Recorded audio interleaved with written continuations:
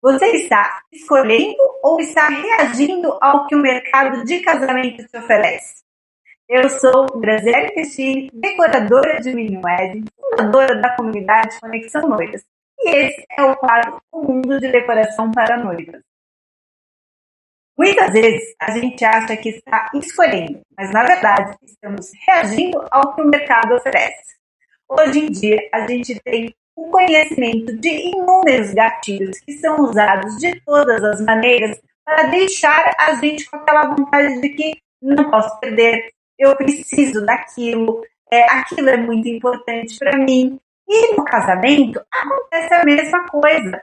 A gente é rodeada de informações que vão criando gatilhos no nosso cérebro que faz a gente acreditar que a gente está escolhendo ou aquele produto, ou aquela cor, ou aquele serviço, ou aquele estilo de decoração, mas quando na verdade a gente está reagindo a uma estratégia que o mercado usa, e isso é tudo natural, é normal, né? É dessa forma que se age, mas cabe a nós entendermos primeiro as nossas prioridades, as nossas escolhas, para que a gente possa, então, cair nos gatilhos daqueles fornecedores. Porque quando a gente for escolher, se a gente já tiver feito todo o nosso planejamento certinho lá atrás, a gente vai escolher ao mesmo tempo que estão...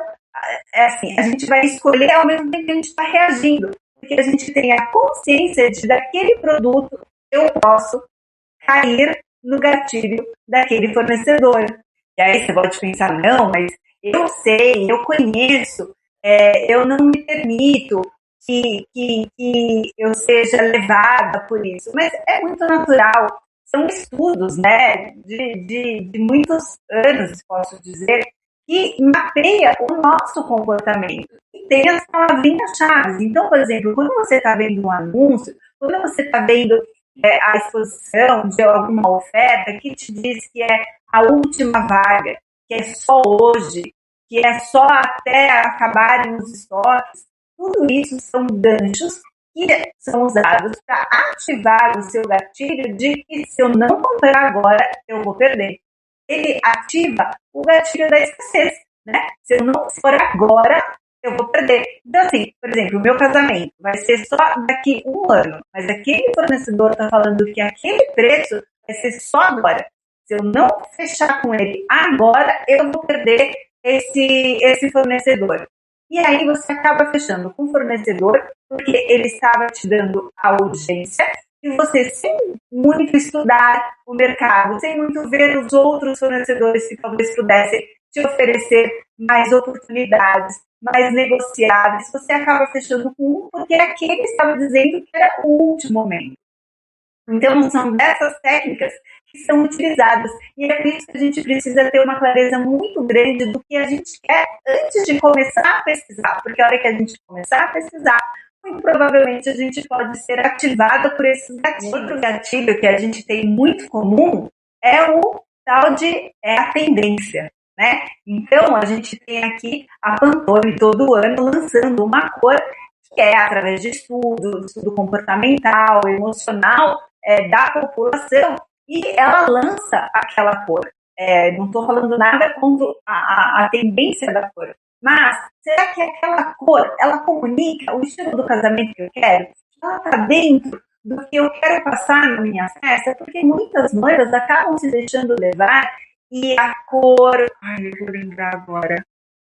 A cor que foi assim, um boom da Pantone, que ele era um azulzinho. Eu vou deixar depois aqui no vídeo para vocês.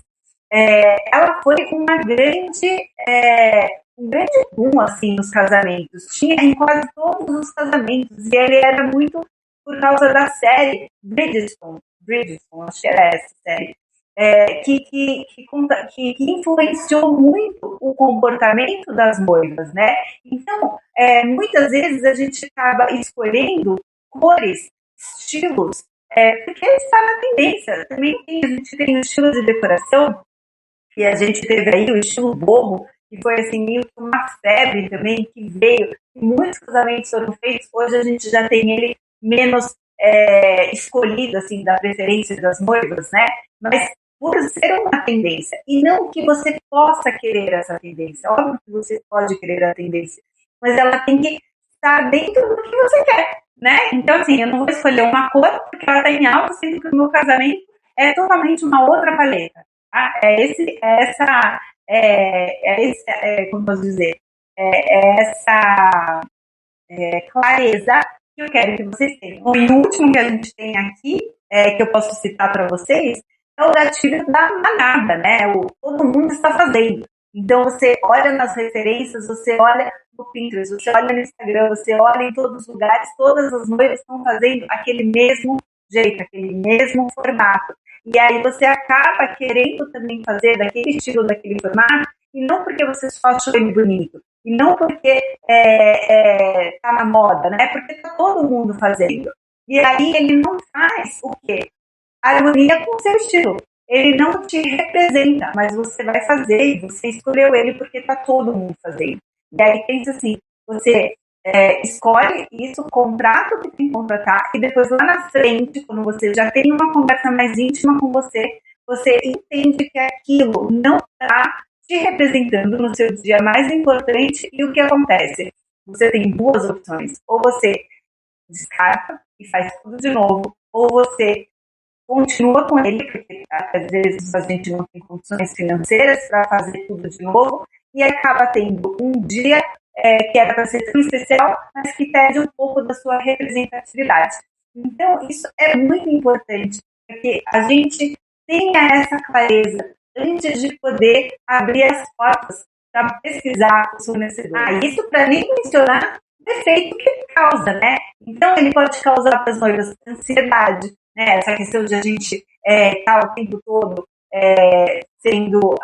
reagindo ao que é passado para a gente, cria a ansiedade, cria o estresse, cria o descontrole do que a gente precisa e não precisa. Então, afeta também o emocional da noiva. Antes de eu contar para vocês como é que a gente pode resgatar essa autonomia, antes de dar o próximo passo, eu quero saber de vocês, se vocês já enfrentaram essas ofertas, né? Já reagiram aos estímulos na hora de pesquisar os fornecedores de vocês. Bom, e aqui vão algumas dicas de como a gente recupera essa autonomia na hora das nossas decisões. E o primeiro passo é a gente desacelerar, é a gente respirar fundo, conversar com o noivo, sabermos o que é importante, né? Termos aquela uma sequência mesmo de decisões que são importantes para serem tomadas, e se isso está conduzindo com o que vocês definam critérios antes de começarem a ouvir as propostas, né?